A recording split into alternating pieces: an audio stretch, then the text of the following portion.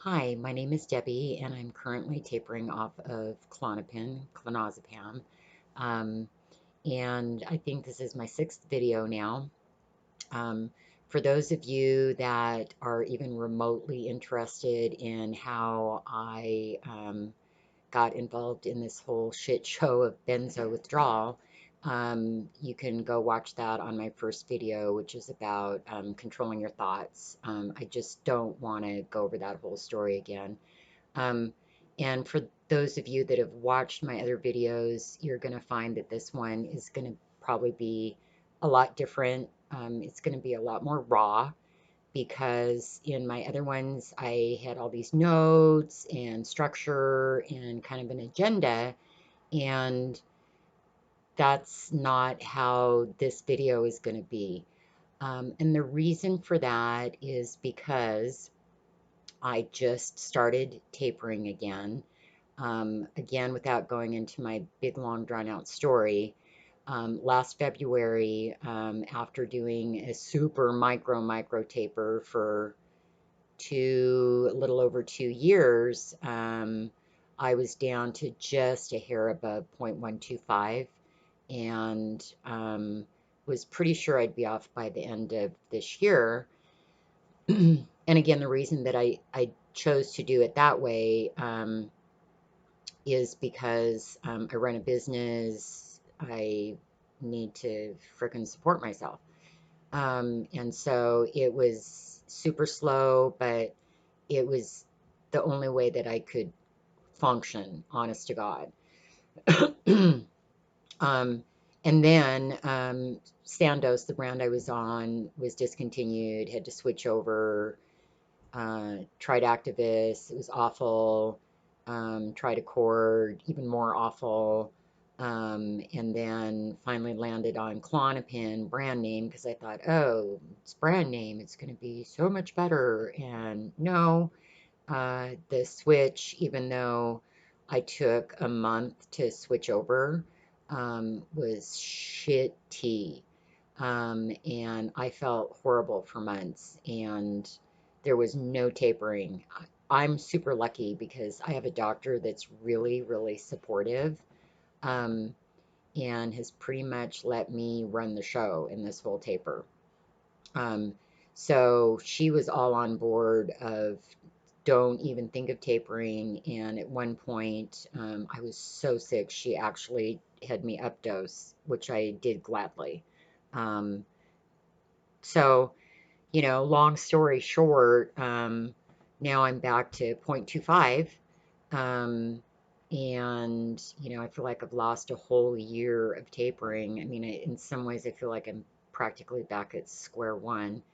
Um, so that's been really depressing and disappointing.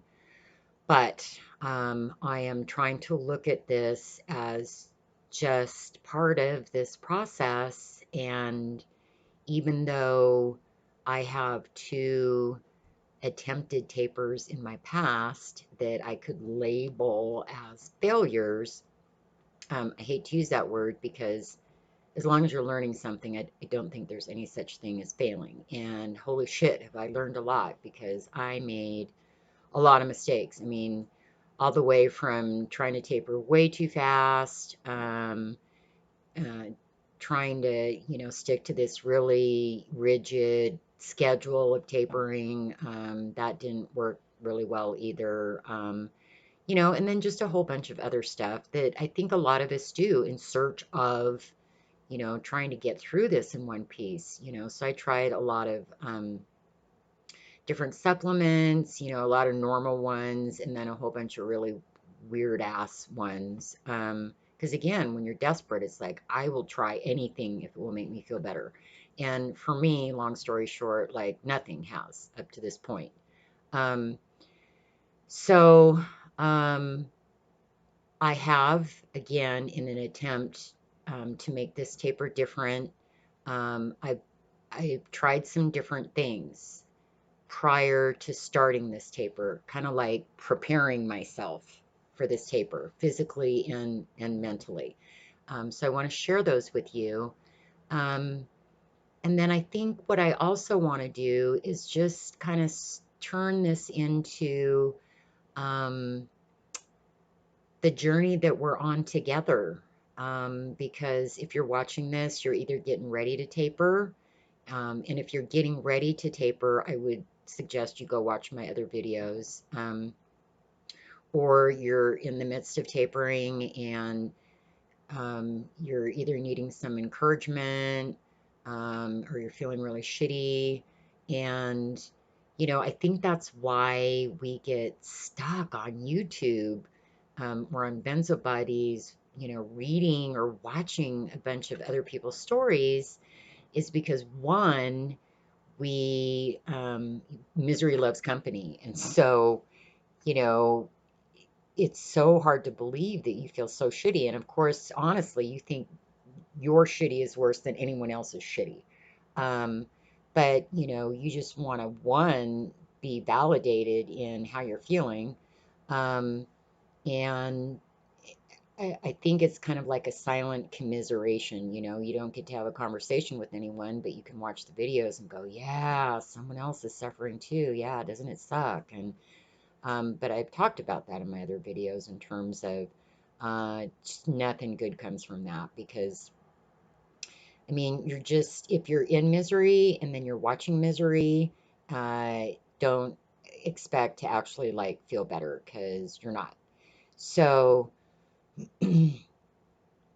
I want to create these videos as I progress through this taper um, and try to make it so that we can do this together and stay on the positive side.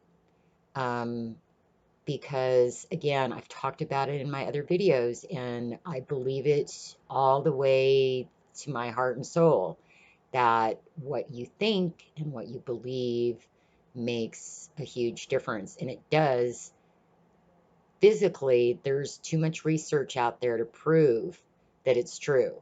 Your thoughts and your beliefs create all these chemicals, and those chemicals either make your life awesome or they make it a living hell. And we're already in a living hell, so why would we want to make it worse? Anyway, so what am I doing different this time? So I started a daily micro taper.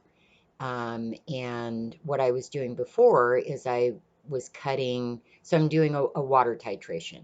And so in the past, I had X amount of milliliters, and I would, pull and throw, um, and that's how I tapered. And what I was doing is I was only pulling like, half a milliliter, every 4, 5, 6 days.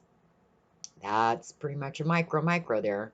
Um, and then sometimes I was holding, and so it was, really, really slow. And the thing about that is you just don't see progress. And as human beings, like 60% of us are visuals. We learn visually, we're motivated visually. I think another 20% is, motivated or they're more tactile, they're hands on. And then there's another 20% that I can't remember what that is. But my point is we're very visual creatures. And for me, anyway, um, when I can see progress regularly, that's motivating. And so I have decided that to do this, I created some visuals that I'm going to share with you here in a second. But the other reason that I'm doing it is because when I go and I read the other success stories, a lot of them did a daily micro taper. And for some reason, it seemed to work better for them. So I'm going to give that a try because, again, this is all about trying in hopes of finding something that might work or work better. So um, I don't know, you probably won't be able to see this. There's all kinds of glare and stuff going on, but it's a poster I created of the Dawn Wall in Yosemite. And that guy there, he's climbing it. Tommy Caldwell, he's a world famous mountain climber. And then, of course, I added the never give up um, little text there to it. And then the guy there on the wall is his partner. So there's this awesome movie called The Dawn Wall. If you haven't seen it, go watch it. It's freaking amazing. Um, anyway, so you probably can't see very well, but this is the path that they took. And then all these little things here, they're called pitches. And really all it is they're just sections, different sections, kind of like different little goals as they're making their way up this path all the way to the top. And so here's what's really weird. My new mixture, water mixture, um, is 4 doses a day in little bottles, and each little bottle has 10 mils. So that comes to 40 mils a day that I'm starting my new taper on. Well, when I counted all the pitches, guess what? There's 40 of them. Wow, awesome. So basically, what's going to happen is as soon as I've tapered 1 mil, I get to put my little body on a pitch and slowly work my way up. And I'm really proud of myself because for me, this is going to be like an awesome visual. And I don't think there's probably anything that better represents what benzo withdrawal is like other than a sheer granite wall that's literally straight up and down and climbing it. These guys are climbing it with, as you can see, with their fingers. It's crazy. Anyway, so I'm tapering right now. I'm taking 1/4 of a mil out a day. So if I can continue to do that, um, that's 160 days to be all the way down. Now, I've said it before, and I'm going to say it again. There's, on the one hand, having goals, I think, are really important because I think it triggers something in our mind when we have a goal. Um, and and we get motivated and we work toward it. But then on the other hand, especially in benzo withdrawal, because again, I feel like this was one of my mistakes. In the beginning, I created this big spreadsheet and I had my highlighters and, like every couple days it was down this and I could mark it off and blah, and it was just so rigid. Um, and, when I couldn't stick to it or couldn't do it, I mean, there was horrible feelings of like failure and I suck and I'll never get through this and holy shit. And that's not good either.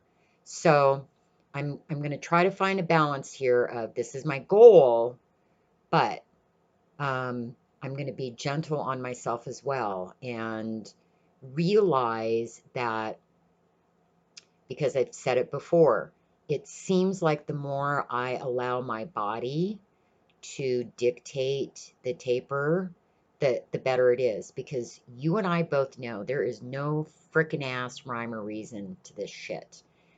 I mean, you can have a good day, a bad week, a good week. And 1 hour you're awesome, and the next hour you're begging for death.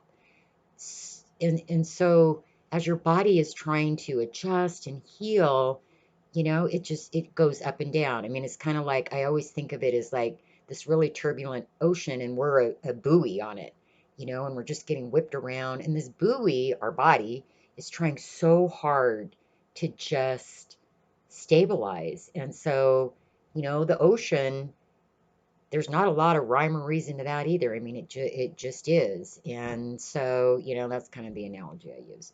Um, anyway, so that's kind of where I'm at starting out. So some things that I did to get ready for this taper. I started a strict keto diet 5 days ago.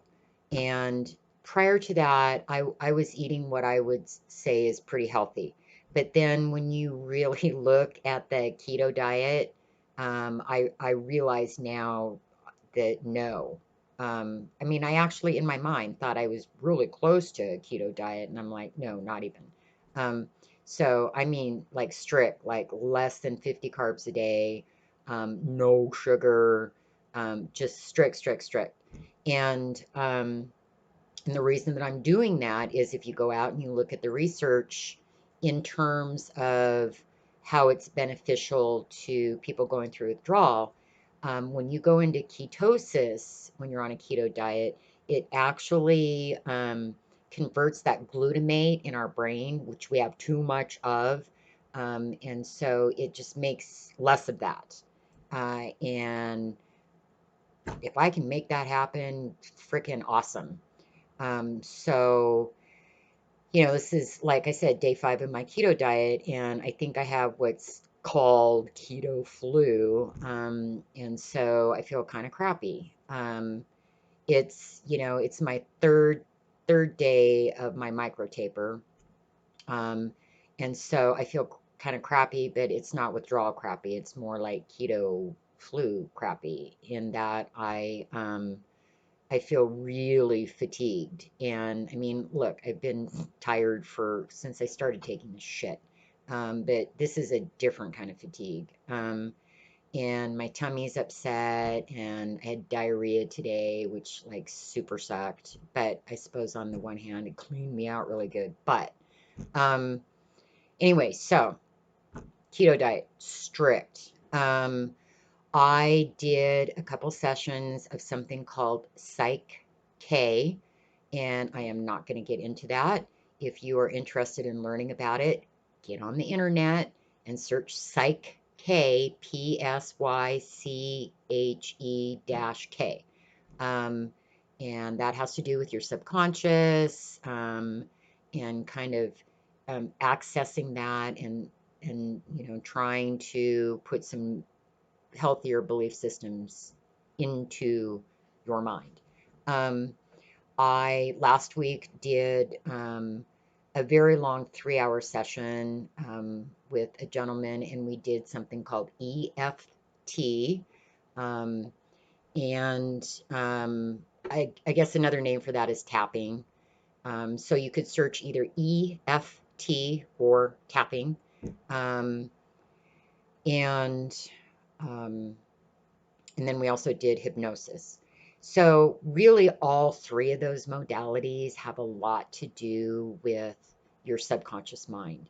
And if you go out there and you do some research on mind body connections and how we formed our belief systems, why we have patterns of behavior in our life. Because, I mean, if you take the time to just sit down and do a life review, um, you may find that you have a lot of patterns of behavior. They repeat themselves. And the thing is we learned most of our beliefs and how to be in the world by the time we were 7. So, the theory behind hypnosis and these other modalities is that, you know, from birth to 7 years old, you're in what's called I think it's the alpha or a theta state, where it's kind of like a hypnosis. And your subconscious is picking up all this information and storing it and programming you. Um, and so to change that as an adult, that's why, there's all these books and videos, on affirmations and things like that.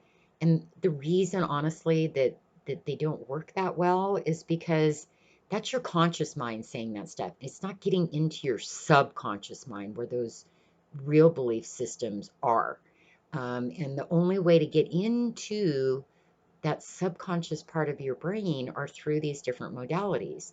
So I've done that, and I got some really good tools. So, I'm doing a whole tapping session every night. Um, I'm gonna create a self-hypnosis video just for myself, that I want to listen to at least once or twice a day. Um, because for some weird reason, I think that if I'm listening to myself tell me how well I'm doing, and do some visualizations and so forth and so on, um, that might help. So, And then there's some other things that I'm doing on a regular basis. The meditation, the qigong, exercise. Um, do I think any one thing is the answer? No. For some people, it has been. I mean, there are stories out there of people that did some EF or some Psych K sessions and completely changed from this nightmare withdrawal to an almost symptom-free withdrawal. Same thing with hypnosis, same thing with EFT. So, whether it's a placebo effect or what it is, it doesn't matter.